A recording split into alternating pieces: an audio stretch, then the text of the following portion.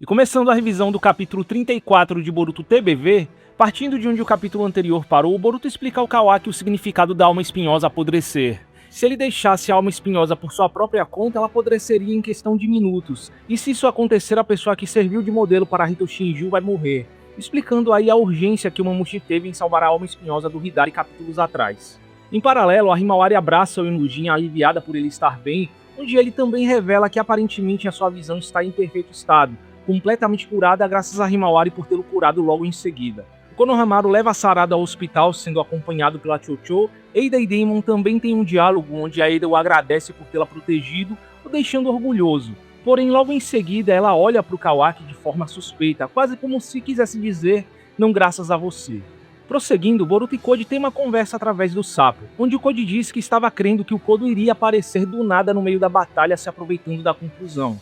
Nisso, Boruto assume que o Kodo poderia estar escutando tudo através dos corpos das Hito Shinjus, que também eram marcas de garra. Portanto, seria melhor que eles assumissem que ele já sabe da morte do Mamushi e que também estava esperando a chance de matar o Boruto. Sendo assim, o Code avisa que se o Boruto for sozinho com a alma espinhosa até onde o Bug está, não há dúvidas de que o Kodo irá aparecer, pois naquele lugar ele não precisaria se preocupar com reforços. Seria o cenário mais vantajoso possível para o Kodo, uma oportunidade que ele não deixaria escapar. O Code também destaca que esse era um acontecimento comum em inúmeros futuros. Mesmo que o destino tenha mudado novamente com a luta contra o Mamushi, seria estranho se ele não aparecer considerando as suas motivações. Então o Code explica que, de forma geral, existem 3 caminhos para esse destino acontecer. Boruto mata o Kodo, o que o Code considera um cenário ideal. O Kodo escapa e usa Sarada como refém, a usando como moeda de troca, dizendo às Hito Shinjus que ela poderia ser uma isca para atrair o Boruto. E por último, o Kodo abandonando as Hito Shinjus e cooperando com eles, apesar da possibilidade de ser praticamente zero. Portanto, o Code continua aconselhando a matá-lo. Sendo assim, o Boruto reclama que não terá muito tempo para pensar sobre isso, mas antes de partir agradece o Inojin pelo excelente trabalho e diz que raspar a sua cabeça está fora de questão por enquanto, desaparecendo antes que a Himawari pudesse falar com ele.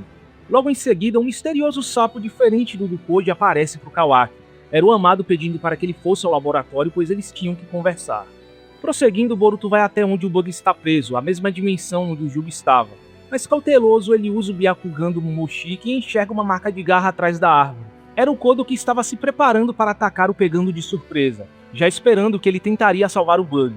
Mas antes que o Boruto chegue perto da árvore, o foco muda repentinamente para Sarada acordando no hospital, rodeada por Sakura, Sumire e Chocho. A Sumire acalma quanto aos Mamushis, dizendo que tudo acabou e todos estavam a salvo, e ela também percebe que a Chocho estava na sala, porém enxergando com muita dificuldade, mostrando os efeitos permanentes do Mangekyou. A Sakura até pede para que ela coloque os óculos, mas ainda parece não conseguir enxergar muito bem. A conclusão que a Sakura chegou era que a sua visão foi reduzida, um risco que sempre vem com o Mangekyou Sharingan, inclusive até trazendo um novo detalhe dizendo que quanto mais você usa, mais a visão é prejudicada, mas dependendo da natureza e das circunstâncias do uso do jutsu. Por último, a Sakura avisa que se ela continuar usando o Mangekyou desse jeito, vai acabar completamente cega. Algo que causa uma reação na Sarada, tentando se desculpar com a Sakura, dando a entender que vai continuar usando mesmo assim, mas antes que ela consiga terminar de falar, é surpreendida por um abraço da Sakura. E a partir daí acontece um lindo momento entre mãe e filha, onde a Sakura entende os desejos da Sarada, dizendo que estava tudo bem, ela não iria dizer para não usá-lo, pois era algo que a Sarada estava fazendo para proteger algo. Por isso ela não estava em posição de julgá-la, era uma questão da própria determinação da Sarada. E por fim, a própria Sakura revela que a Sarada queria esse poder para ajudar o Boruto, fazendo a Sarada se emocionar e chorar por um momento, até comparando a Sarada a ela por ser alguém que, segundo ela mesma, abre a mão de tudo por um garoto, e também a compara com Sasuke e Itachi, que sempre estão enfrentando alguma coisa absurda, não importa o quanto os antagonizem. Por fim, a Sakura anima a Sarada dizendo que vai acreditar nela e em seu pai independente do que aconteça, pois ela já estava acostumada a ouvir um monte por causa de sua família.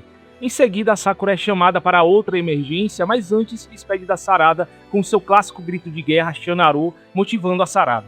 Só que depois, quando ela se afasta das garotas, mostra lágrimas no rosto, mostrando que ela sente todo o peso dessa situação e se preocupa com sua família, assim como qualquer mãe comum, apesar de seguir em frente com coragem.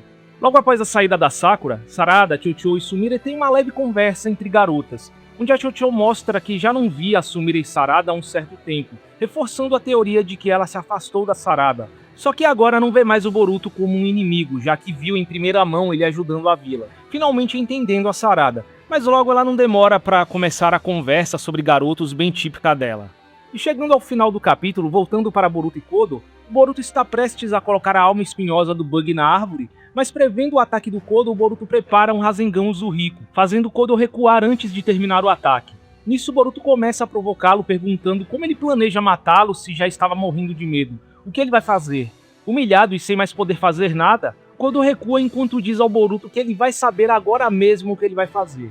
Infelizmente, no meio da confusão, o Boruto não consegue salvar o Bug, a alma espinhosa dele simplesmente desaparece, enquanto o corpo do Bug começa a se dissolver. Mas o Koji apenas o tranquiliza pelo Bug apenas se tratar de um vilão e pede para que o Boruto grave muito bem em sua mente a forma como uma alma queima até sumir por completo. E assim o capítulo termina. Agora, indo para as considerações finais, em geral esse aqui foi um daqueles típicos capítulos de transição após um grande arco de luta. Como foi um capítulo mais parado, onde não aconteceu muita coisa, eu não tenho muito o que analisar ou extrair, mas há alguns pontos que merecem um destaque. Começando pela situação do Inojin que vemos logo no começo do capítulo, de que ele está completamente bem e sua visão está completamente curada, diferente do que muitos esperavam no capítulo passado, o que gerou uma onda de decepção no fandom. Olha, como vocês já devem saber, eu não sou aquele tipo de pessoa que fica esperando que Boruto tenha mortes e consequências em todos os arcos. Eu sou o maior crítico disso, porque não é esse o tom que Boruto tem, não é isso que Boruto se propõe a ser. Quem espera por isso, em todo santo arco, em todo santo capítulo, tá simplesmente sendo desonesto intelectualmente. Isso aqui é a sequência de Naruto, um mangá que matou 5 personagens do lado dos heróis em 700 capítulos e 15 anos de publicação, sendo apenas um da geração do Naruto. E também onde a maioria das consequências eram revertidas. O que mais tinha em Naruto era personagem que parecia que ia morrer ou iria sofrer uma sequela permanente, que acabava escapando disso ileso. É tanto que muita morte a galera duvidava que iria acontecer. Olha o resgate do Sasuke no clássico, por exemplo, ninguém morreu ali. A morte do Asuma, todo mundo achava que seria uma morte falsa. E também até parece que em maioria dos Battle Shonens que o fandom lê ultimamente, nos últimos 10 anos, estão cheios de mortes e consequências que tanto exigem Boruto. Tô até curioso pra saber que mangás são esses, porque se vocês pedem tanto isso em Boruto, acho que vocês devem estar muito bem servidos disso em outros Battle Shonens, né? Foi o que? A gente voltou pra Era Showa e eu não tô sabendo? Agora todo Battle Shonen tá tendo morte e consequência o tempo todo capítulo é uma desgraça, é um drama diferente, é o quê? Tô curioso. Me digam aí que mangás são esses. Porque tirando obras como Jujutsu, Kimetsu e Chainsaw Man, em maioria dos Battle Shonens mais famosos dos últimos 10 anos, você só vê mortes e consequências esporádicas, que acontecem vez ou outra na história. E isso quando tem Dandadan e It the Witch estão aí, não matando ninguém desde o começo e quase sem consequências pra tudo que acontece, mas eu não vejo todo esse drama. Por que será? Parece até que só Boruto tem que ser o pináculo da perfeição dos Battle Shonens e entregar mais do que qualquer Battle Shonen na face da Terra, menos do que isso é inaceitável e ruim.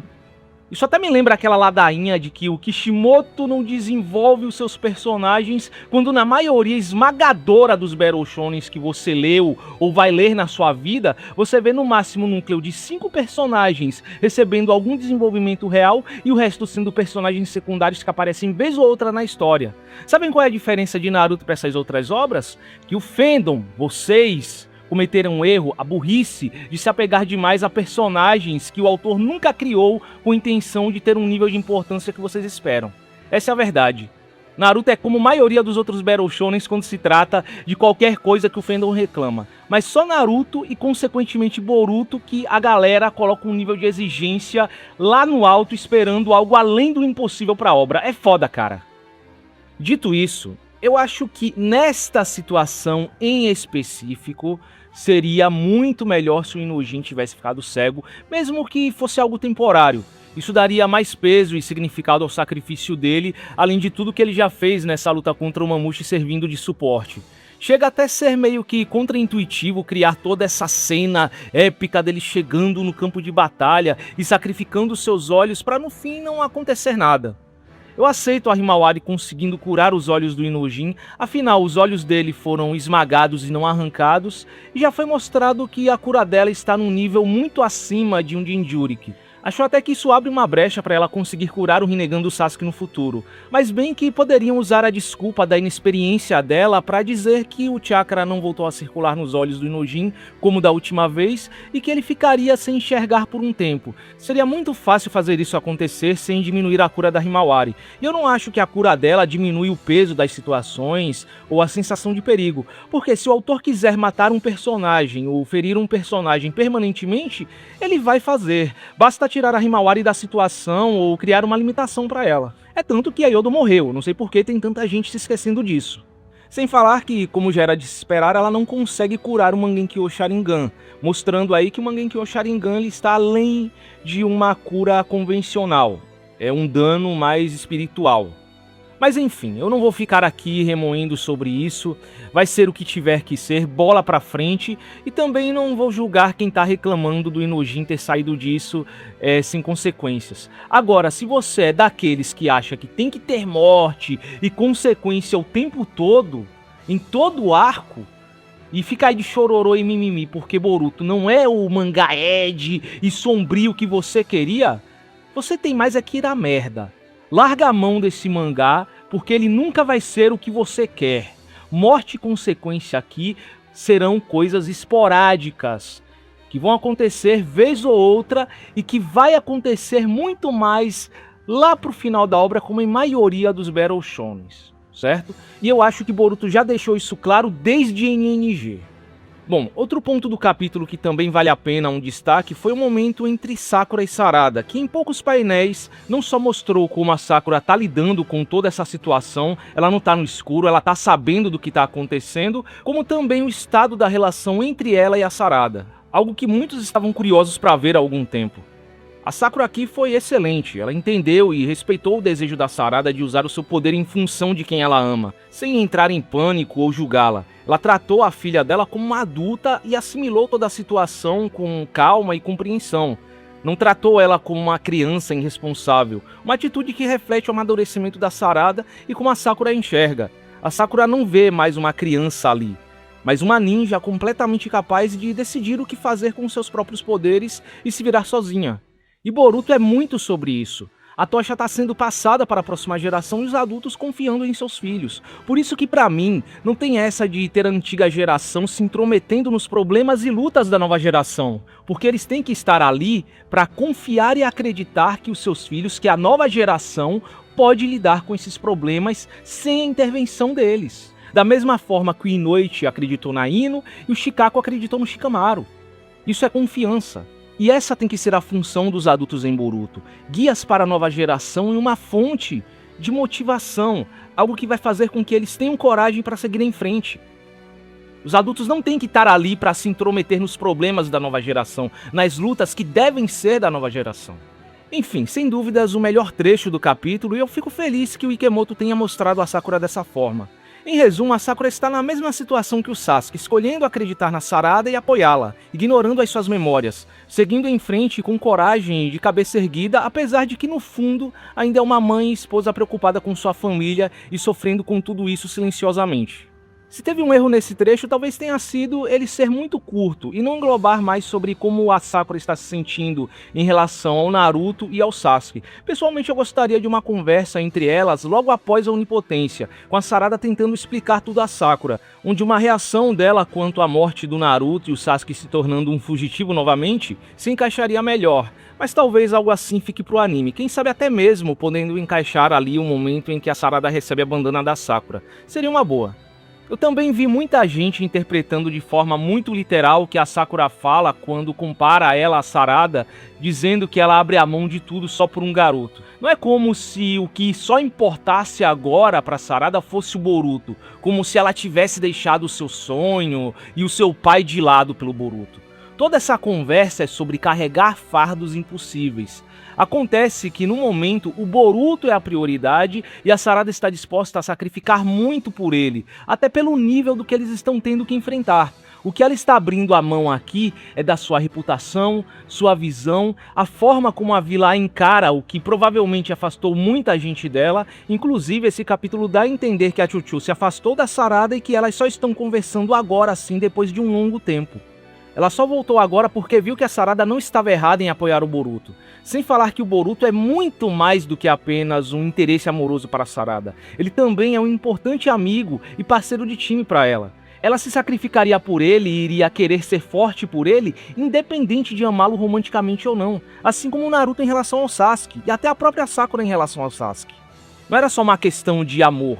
A Sakura também via o Sasuke como um parceiro de time e ela queria ajudar o Naruto. Ela se tornou uma ninja médica justamente para não ser um fardo ao Naruto e ajudá-lo da melhor forma possível a resgatar o Sasuke. Se a Sarada tem o Naruto como inspiração, é isso que ela iria fazer. E ajudá-lo em toda essa situação significa automaticamente ajudar o Sasuke e a vila. Não são situações separadas. Se a Sarada quer salvar o seu pai e a vila, ela tem que apoiar o Boruto, que também tem o mesmo objetivo. Não existe um cenário onde a Sarada dá um foda-se pro Boruto e só liga pros problemas dela e da família dela, porque tudo está interligado. Além disso, fazer parte central da moral da Sarada como ninja. Ela não vai deixar o Boruto de lado. Por último, eu não tenho muito o que falar desse rápido confronto entre Boruto e Kodo. Acho que serviu mais para aumentar a tensão para os próximos capítulos, com Kodo prometendo que vai fazer algo e o final com Boruto vendo o bug se dissolvendo, uma forma de mostrar ao Boruto o que acontece se ele falhar, aumentando ainda mais o nível de urgência dele em salvar o Sasuke. Mas um detalhe que me chamou a atenção são as possibilidades que o Koji levantou quanto a como essa situação terminaria, citando que o Kodo poderia acabar cooperando com eles. E eu não acho que essa possibilidade foi citada à toa. Há muito tempo eu venho cogitando a possibilidade do Kodo acabar se tornando um aliado, mesmo que temporário. O Koji até sugere a possibilidade dele sequestrar a Sarada e usá-la para atrair o Boruto, até não duvido que ele tente isso no primeiro momento, mas ele deve falhar e acabar como um aliado mesmo. Até porque eu não vejo muitos caminhos para um personagem como o Kodo, ainda mais nessa situação onde as Shinjus também são um risco para ele e não estão do lado dele. Ou ele se torna um aliado improvável ou um vilão que vai surpreender todo mundo no final. Quanto às minhas expectativas para o próximo capítulo, acho que vamos seguir com mais um capítulo de transição não muito diferente desse, mostrando todos começando a enxergar o Boruto de forma diferente, Eida em conflito em relação ao que ela sente pelo Kawaki, já que nesse capítulo vemos ela o encarando de forma suspeita, e talvez com sorte teremos alguma coisa envolvendo os Otsutskis, já que o Boruto está exatamente na dimensão do mural rachado. Esse seria o momento perfeito para ele ver e se questionar sobre aqueles dois símbolos no mural, caso sejam personagens que ainda vão aparecer no mangá, porque não se esqueçam, esse mural pode também ser algo equivalente aos números 7 e 8 na cara, que só estão ali para dizer que existem mais vilões no grupo de vilão ali, né, nos Otsutsuki, só que só veremos eles no anime, com um talvez já sendo Urashiki. Essa possibilidade nunca deve ser descartada, certo? Porque eu não vejo ninguém cogitando isso, véio. Todo mundo acha que vai ser amado, que vai ser personagem novo, que vai ser isso ou aquilo, mas ninguém cogita a possibilidade de serem simplesmente personagens originais do anime. É nessa que o fandom sempre quebra a cara. É impressionante que só eu teorizo isso no YouTube BR, velho. É impressionante isso. Depois de Deep Olga, não duvidem de nada. Não duvidem de nada, certo? Eu, inclusive, não duvido que teremos Shinjus originais do anime. Talvez sendo até aqueles dois randoms que foram pegos pelos Tsumeakas e viraram árvores. Tem muita coisa que o mangá de Boruto deixa em aberto para o anime expandir, certo? Ou veremos o Amado colocando seu plano em prática, caso ele seja mais do que aparenta. Porque agora ele sabe que o Koji sabe. É agora ou nunca. Talvez ele tenha chamado o Kawaki ao laboratório, ainda mais usando um sapo para burlar qualquer comunicação, porque ele vai obrigar o Kawaki a colocar o karma na Akebi do jeito que der.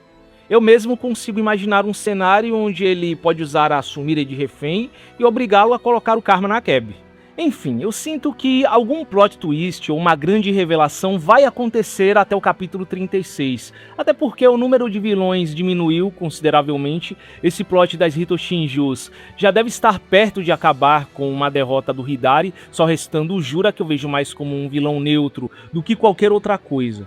Acho que se esses Otsutsuki do mural vão ser alguma coisa no mangá e não só personagens originais do anime, ou o Amado for mais do que aparenta e tiver alguma intenção mais obscura, quem sabe até sendo um Otsutsuki do mural mesmo, como muitos teorizam, ou Shibai e tralalá, esse é o momento perfeito para sugerir alguma coisa sobre isso, ou até para o próprio Amado se revelar. E também acho que já estamos precisando de uma reviravolta dessas na trama. Shinjus são bons para desenvolver o elenco secundário até certo ponto, mas estamos precisando de vilões mais substanciais e marcantes. Bom, então é isso, espero que vocês tenham gostado da revisão. Como vocês viram aí, eu demorei mais para postar do que o habitual, né? Porque eu ando sem tempo e também eu achei que esse capítulo não tinha muita coisa para eu comentar e seria melhor eu deixar ele junto com o próximo. Mas eu acabei fazendo assim mesmo, e tá aí, né? Antes tarde do que nunca. Bom, então é isso, e nos vemos algum dia.